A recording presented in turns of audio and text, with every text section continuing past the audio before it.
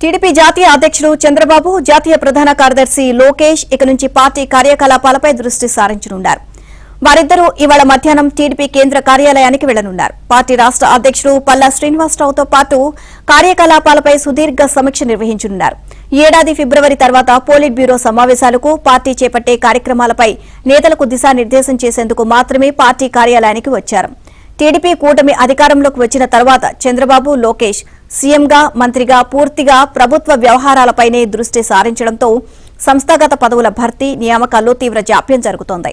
మహానాడు పూర్తయి 3 నెలలైనా సంస్థాగత ప్రక్రియ కొలిక్కి రాకపోవడం, అటు నామినేటెడ్ పదవుల భర్తీ కూడా సాగుతూ ఉండడంతో టీడీపీ శ్రేణుల్లో ఒకంత అసంతృప్తి నెలకొంది.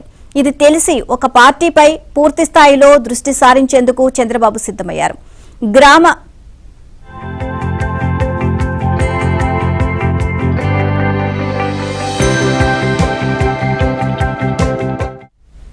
గ్రామ, మండల స్థాయిలో వరుసగా 3 సార్లు పదవులు చేపట్టిన వారిని ఆ పదవిలో కొనసాగించకూడదు అన్న నిర్ణయంపై కూడా పార్టీ నేతలతో చంద్రబాబు, లోకేష్ చర్చించనున్నారు.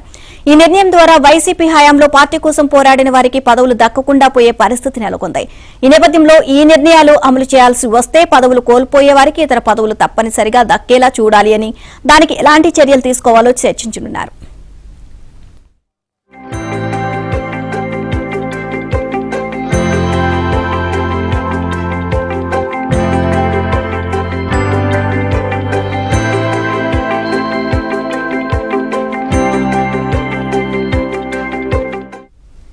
కూటమి ప్రభుత్వం సంక్షేమం, అభివృద్ధికి సమప్రాధాన్యమిస్తూ ముందుకు వెళ్తోంది అని, కానీ వీటిని ప్రజల్లోకి తీసుకువెళ్లడంలో పార్టీ నాయకులు, కార్యకర్తలు వెనుకబడిపోతున్నారు అని చంద్రబాబు పలు సందర్భాల్లో అసంతృప్తి వ్యక్తం చేశారు.